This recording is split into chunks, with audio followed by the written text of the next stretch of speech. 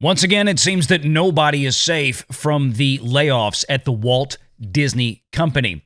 Today, it was announced that Marvel Entertainment chairman Ike Pearlmutter, the man who sold Marvel to the Walt Disney Company back in 2009 for $4 billion in cash and Disney stock, is out. And well, let's talk about what really happened. Here we go.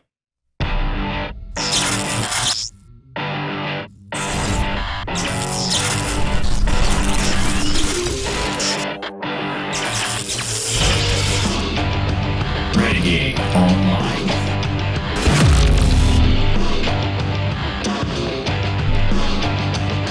Well, welcome back. Another great day here at Valiant Renegade. It's great to see everybody out there once again. And if you are like one of the many folks watching this video, not yet subscribed to this channel, please take a moment, hit that little red subscribe button and turn it to gray.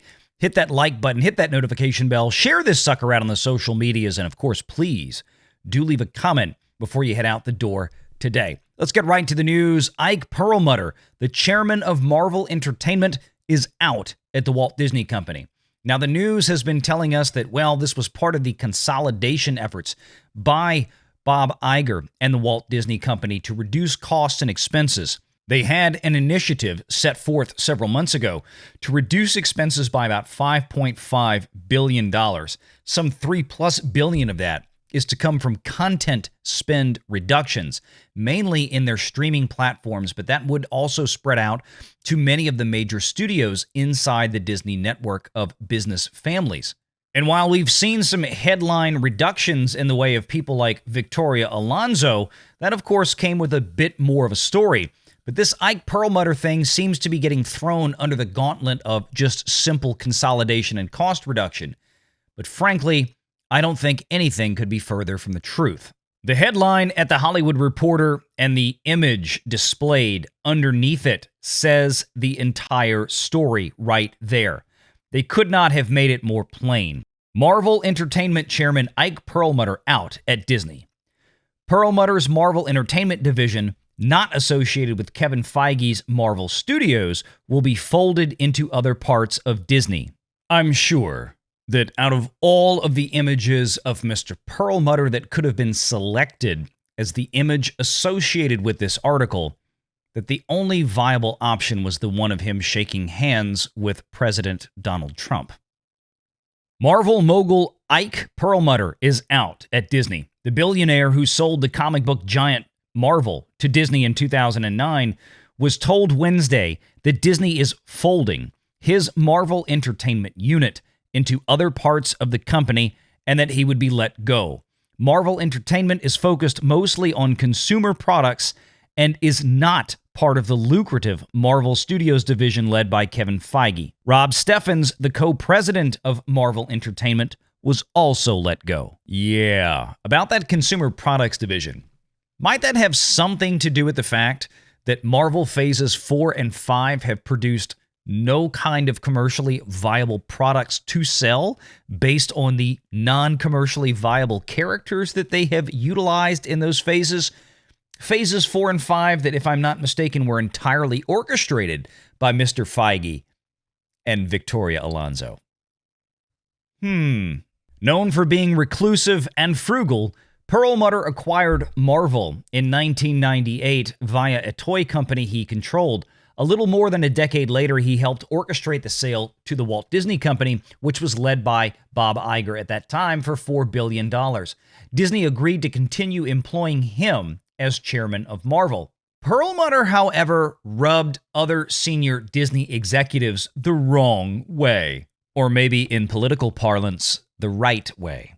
He initially had oversight of Marvel Studios, which developed films based on Marvel characters.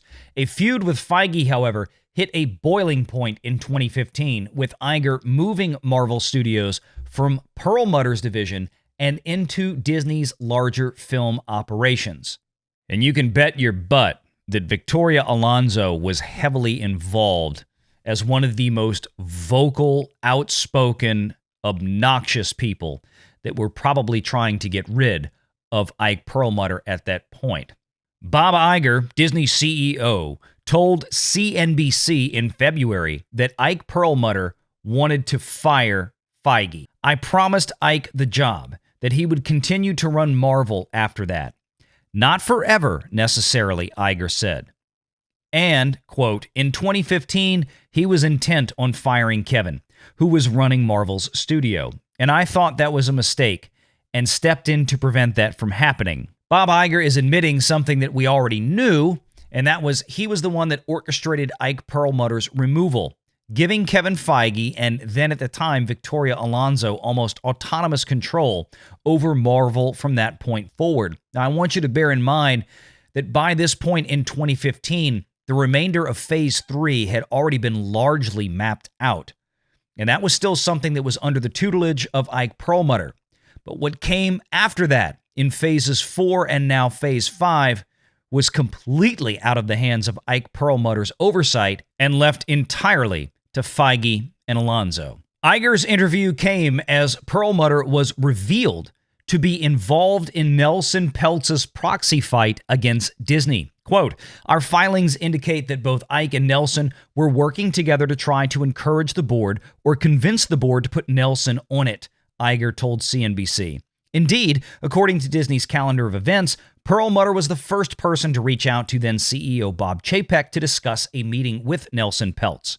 Quote, Perlmutter said he and Peltz supported Mr. Chapek and that adding Mr. Peltz to the board would help Chapek counter recent headwinds he had faced, solidify his position as CEO of the Walt Disney Company, and preempt any other potential shareholder nominations of director nominees at the 2023 annual meeting, Disney wrote in its preliminary proxy filing January 17th. Quote, he said that without Mr. Peltz there, that is to say that Ike Pearlmutter said, without Mr. Peltz there, former executives, including Mr. Robert Iger, would be back at Disney. If you've been following this channel for the last several months, you have heard us cover that at length and in great analytical detail. That was one of the biggest pieces of information that Disney had to release to the Securities and Exchange Commission here in the United States as part of their requirements under public filing laws. And those filings chronicled the entire timeline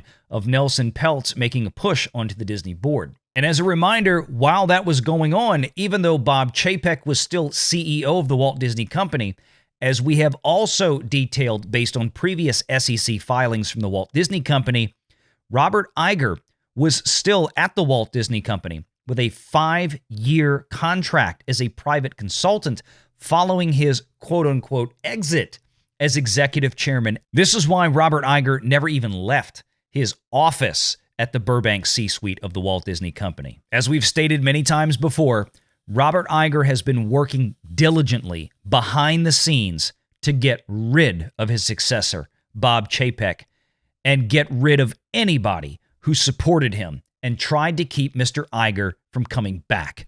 And besides Mr. Chapek himself, it became very clear late last year that that also included Ike Pearlmutter. And not to be forgotten, the coup de grace. A longtime friend of former President Donald J. Trump, Ike Pearlmutter was also said to have served as something of an informal advisor to Trump's Veteran Affairs Department. And while we're at it, let's go ahead and remind folks that it was Ike Pearlmutter that threw a $10 million fundraiser for Donald Trump at Perlmutter's home in Florida back in 2020. You see, at this point, the Walt Disney Company and CEO Bob Iger can make any kind of excuses they want. I really don't give a damn anymore because I see right through it. It's a bunch of garbage. We all know why Ike Pearlmutter is gone. Ike Pearlmutter has been on Bob Iger's kill list now for some time, and he's finally done it. And he's used the guise of layoffs and consolidation. Now, I'm not going to argue that this maybe doesn't make some business and financial sense at the corporate level for the Walt Disney Company. Marvel Entertainment, and Marvel Studios are a bit of a corporate enigma out there. Now, certainly some good things could have been done to help reduce costs, namely, stop spending so much on bad production ideas. Namely, maybe stop spending as much on constant reshoots of your garbage movies that you're putting out in cinema that come into the tune of $250 to $300 million after reshoots time and time again. and failed to meet enough box office revenues to actually cover their costs. That's not Ike Pearlmutter's fault. Remember, Disney, you canned him from that job about 8 years ago. He had no control over it. But of course, Mr. Feige is still there, mucking up the works and giving us garbage films. Nothing is going to change at this point. You see, the Walt Disney Company is steeped in one set of political ideology. And Ike Pearlmutter just wasn't playing ball. He was somebody that had to go. He was somebody they had to get rid of. Yeah, they needed to get rid of Victoria Alonzo, and she was on the other side of the political spectrum, to be certain. But at the end of the day, Victoria Alonzo was causing monetary issues, economic issues for the Walt Disney Company that they simply could not overcome, and Mr. Feige simply wasn't going to take the blame for it. Somebody had to go, and it was her. But that didn't exclude Ike Pearlmutter from being punished for the temerity of not playing ball with Disney company politics. And if that's not enough to convince you, just look at what's happened with Disney in the last 7 days. They have committed to hosting the largest LGBTQ/DEI activist, political activist conference in the world for the next 2 years. And it was just learned today that the Walt Disney Company raised a giant middle finger to the voters of Florida, whereby after the ridiculous power of Reedy Creek since 1967 was removed and then reformed under current Florida law so that the Walt Disney Company and Reedy Creek would have to play by the same rules as everyone else in that state, Disney said no and tried to sneak in a bunch of last-minute changes by the outgoing Disney-appointed board so that the new board appointed by the voters of Florida would have no power. Good luck with that, Disney, because the Florida voters, the Florida governor's office, and the Florida state legislature are probably going to have none of it, because you seem to forget that the former Reedy Creek Improvement District acts under the grace and privilege of the Florida voters and their appointed representatives. The failures at Marvel Studios in phases 4 and 5 have been laid financially bare here on this channel time and time again over the last 18 months. But unfortunately, the two people most responsible for that are still at the Walt Disney Studios, and they're probably not going anywhere anytime soon. Misters Iger and Feige, I'm looking at you.